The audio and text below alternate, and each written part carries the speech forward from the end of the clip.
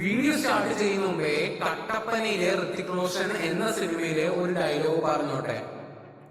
കിച്ചു ധർമ്മജിനോട്, അതായത് കിച്ചു സഹോദരരുടെ പറയുന്ന ഒരു ഡയലോഗാണ്. ക്ലാസ്സിൽ കയറാതെയും മാത്തയിലെറിഞ്ഞും മതില് ചാടിയിട്ടും അവസാനം പരീക്ഷ എത്തുമ്പോൾ ടോപ്പർ വാങ്ങിക്കുന്ന സുഹൃത്തുക്കൾ എല്ലാവരുടെയും ഇടയിൽ കാണുന്നു. അതെ ഫ്രണ്ട്സ്, ഇന്നത്തെ ടോപ്പിക് അത് തന്നെയാണ്. ഇന്ന് ഞാൻ പറഞ്ഞു തരാൻ പോകുന്നത് എങ്ങനെ നമുക്ക് കുറഞ്ഞ സമയത്തിൽ കൂടുതൽ കാര്യം പഠിക്കാം.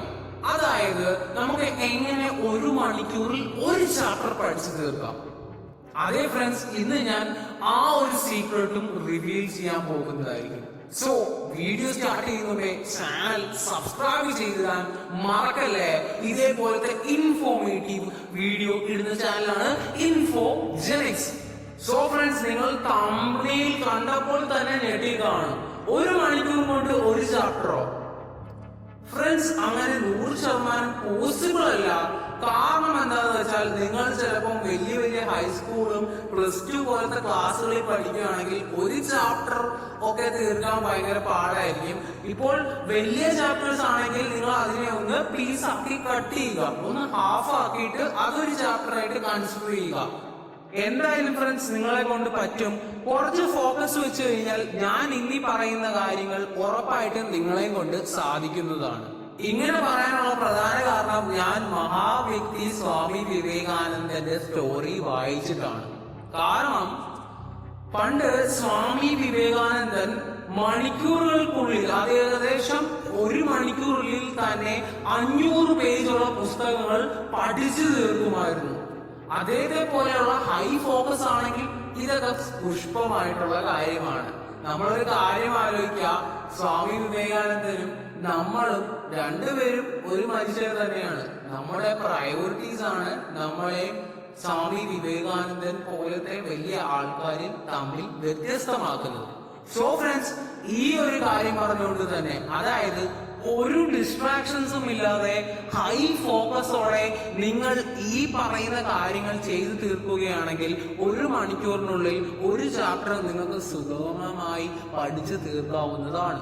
സോ നമുക്ക് ട്രിക്കിലേക്ക് കയറാവുന്നതാണ്. അപ്പോൾ നമുക്ക് 1 മണിക്കൂറാണ് സമയമുള്ളത് അല്ലേ? നമുക്ക് എന്തായാലും വാച്ച് എടുക്കാം. 1 മണിക്കൂർ ഏകദേശം 60 മിനിറ്റ്സ് ആണ് 1 മണിക്കൂർ എന്ന് പറയുന്നത്. ഇതിൽ ഞാൻ ഈ 60 മിനിറ്റ്സിനെ 5 ആയിട്ട് സ്പ്ലിറ്റ് ചെയ്തിരിക്കുന്നു. ആദ്യത്തേത് 10 മിനിറ്റ്, രണ്ടാമത്തേത് 20 മിനിറ്റ്, മൂന്നാമത്തേത് 5 മിനിറ്റ്, നാലാമത്തേത് 15 മിനിറ്റ്, അഞ്ചാമത്തേത് 10 മിനിറ്റ്. ഇങ്ങനെ ഞാൻ സ്പ്ലിറ്റ് ചെയ്തിട്ടുണ്ട്. നമുക്കപ്പോൾ കാര്യത്തിലേക്ക് കിടക്കാം. ആദ്യത്തെ 10 മിനിറ്റ്, അതാണ് ഞാൻ ആദ്യം പറയാൻ പോകുന്നത്. ആദ്യത്തെ 10 മിനിറ്റ് നിങ്ങൾ എടുക്കുന്ന ചാപ്റ്റർ മുഴുവൻ കവർ ചെയ്യണം. ആ ചാപ്റ്റർ ഫുള്ള് വായിക്കണം. അതായത് ആ ചാപ്റ്റർ ഒന്ന് വായിച്ച് ആ ചാപ്റ്ററിന്റെ അനാലിസിസ് എടുക്കണം. കാര്യങ്ങൾ എന്താന്ന് ഒന്ന് റഫായിട്ടൊന്ന് ആദ്യത്തെ 10 മിനിറ്റ് നല്ലപോലെ ഒന്ന് വായിക്കണം. ഇങ്ങനെ ആദ്യത്തെ 10 മിനിറ്റ് നിങ്ങൾ വായിക്കുമ്പോൾ നിങ്ങളുടെ ബ്രെയിൻ ഇതൊന്ന് അനാലിസിസ് ചെയ്തിട്ട് കാര്യം ഒന്ന് പിടിച്ചെടുക്കും. ഫസ്റ്റ് സൈറ്റിൽ ഒന്ന് പിടിച്ചെടുക്കും. ഇതാണ് ആദ്യത്തെ 10 മിനിറ്റിൽ ചെയ്യുന്നത്. ഇത് കഴിഞ്ഞിട്ടുള്ളതാണ് ഇമ്പോർട്ടന്റ് ഭാഗം, അടുത്ത 20 മിനിറ്റ്. ഈ 20 മിനിറ്റ് ആണ് ഒരു പക്ഷേ ഈ 60 മിനിറ്റിൽ ഭയങ്കര ഇമ്പോർട്ടൻസ്. നിങ്ങൾ എന്തായാലും 10 മിനിറ്റ് വായിച്ചു കഴിഞ്ഞു. ഈ 20 മിനിറ്റ് പഠിക്കാൻ ശ്രമിക്കണം.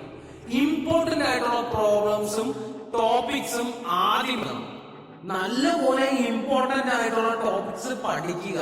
അത് വേണമെങ്കിൽ ഒന്ന് ഹൈലൈറ്റർ ഉപയോഗിച്ച് ഹൈലൈറ്റ് ചെയ്യുക. നിങ്ങളുടെ ടെക്സ്റ്റുകൾ ഹൈലൈറ്റ് ചെയ്യുക. ഇങ്ങനെ ഹൈലൈറ്റ് ചെയ്യുമ്പോൾ അത് കൂടുതൽ നേരം മെമ്മറിയിൽ ഇരിക്കും എന്നാണ് റിസർച്ചേഴ്സ് പറയുന്നത്. സോ ഹൈലൈറ്റ് ചെയ്യുക, അങ്ങനെ പഠിച്ചു വരിക. നല്ലപോലെ നേരത്തെ വായിച്ചത് ഒന്നും കൂടെ സ്ട്രെങ്തൻ ആക്കുക. നോട്ട്സ് ഒക്കെ ഒന്നും കൂടെ ഒന്ന് വായിച്ച് ഒന്നും കൂടെ ഒന്ന് ഷാർപ്പൻ ആക്കുക. അതാണ് ഈ 20 മിനിറ്റ് ചെയ്യേണ്ടത്. നിങ്ങൾ ഈ 20 മിനിറ്റ് കഴിയുമ്പോൾ നിങ്ങൾ എന്തായാലും ടോപ്പിക്സ് ഒന്ന് ഷാർപ്പർ ആക്കി എടുത്തിട്ടുണ്ട്. ഇനി ഇത്രയും ഷാർപ്പാക്കി എടുത്തതിന് ശേഷം നിങ്ങൾ ഒരു 5 മിനിറ്റ് ബ്രേക്ക് എടുക്കുന്നത് നല്ലതാണ്. ഒരു 5 മിനിറ്റ് ബ്രേക്ക് എടുക്കുക. ഈ 5 മിനിറ്റ് ബ്രേക്ക് എടുക്കുന്ന സമയത്ത് ഫോൺ എടുക്കുകയോ അതിലെ നോട്ടിഫിക്കേഷൻ ചെക്ക് ചെയ്യുകയോ ചെയ്യരുത്. വല്ല സ്നാക്സോ വെള്ളം കുടിക്കുക, ഇതൊക്കെയാണ് ഈ 5 മിനിറ്റ് ചെയ്യേണ്ടത്. ഈ 5 മിനിറ്റ് റെസ്റ്റിന് ശേഷം വരുന്നതാണ് 15 മിനിറ്റ്. ഇതും വളരെയധികം ഇമ്പോർട്ടന്റ് ആണ്. ഈ 15 മിനിറ്റിൽ നിങ്ങൾ നേരത്തെ പഠിച്ച കാര്യവും ഇമ്പോർട്ടന്റും ബാക്കി കാര്യങ്ങളും ഒന്നും കൂടെ ഒന്ന് സ്ട്രെങ്ത് ചെയ്തെടുക്കുക. നേരത്തെ നമ്മൾ ഷാർപ്പാക്കി വെച്ച കാര്യങ്ങളും ബാക്കി കാര്യങ്ങളും എല്ലാം കൂടെ ഒന്നും കൂടെ പഠിച്ച് ഒന്ന് സ്ട്രെങ്ത് ആക്കി വെക്കുക. ഈ സമയം നമ്മൾ 3ാമത്തെ വട്ടമാണ് പഠിക്കുന്നത്. അതായത് സുഹൃത്തെ, നമ്മൾ ആദ്യത്തെ 10 മിനിറ്റ് നമ്മുടെ ടെക്സ്റ്റ് ഒന്ന് നല്ലപോലെ വായിച്ചു. അപ്പൊ തന്നെ നമ്മൾ ഫസ്റ്റ് സ്റ്റഡി നടന്നു കഴിഞ്ഞു. അടുത്ത 20 മിനിറ്റ് നമ്മൾ ഇമ്പോർട്ടന്റ് ആയിട്ടുള്ള കാര്യങ്ങൾ മാർക്ക് ചെയ്ത് പഠിച്ചു. ഒന്നും കൂടെ കാര്യങ്ങൾ തലയിൽ കയറാൻ തുടങ്ങി. അപ്പോൾ 2 വട്ടമായി. പിന്നെ കുറച്ച് ബ്രേക്ക് എടുത്തു. അപ്പോൾ നമ്മുടെ ബ്രെയിനില് ഇത്രയും നേരം പഠിച്ച കാര്യങ്ങൾ കയറാൻ തുടങ്ങി റെസ്റ്റ് കിട്ടിയപ്പോൾ.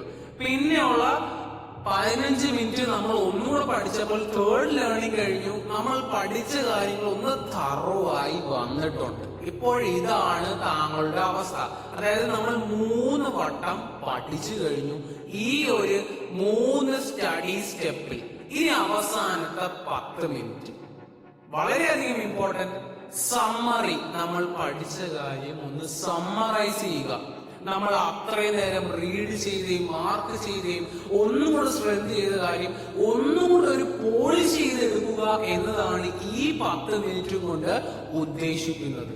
സുഹൃത്തെ, നിങ്ങളൊന്ന് ശ്രദ്ധിക്കുകയാണെങ്കിൽ ഇപ്പോൾ നിങ്ങൾ 4 വട്ടം പഠിച്ചു കഴിഞ്ഞു. ഈ സമ്മറൈസിംഗ് കഴിയുമ്പോൾ എന്തായാലും 4 സ്റ്റെപ്പ് എടുക്കുകയാണെങ്കിൽ ഉറപ്പായിട്ട് നമുക്ക് ഒരു ചാപ്റ്റർ തീർക്കാവുന്നതാണ്.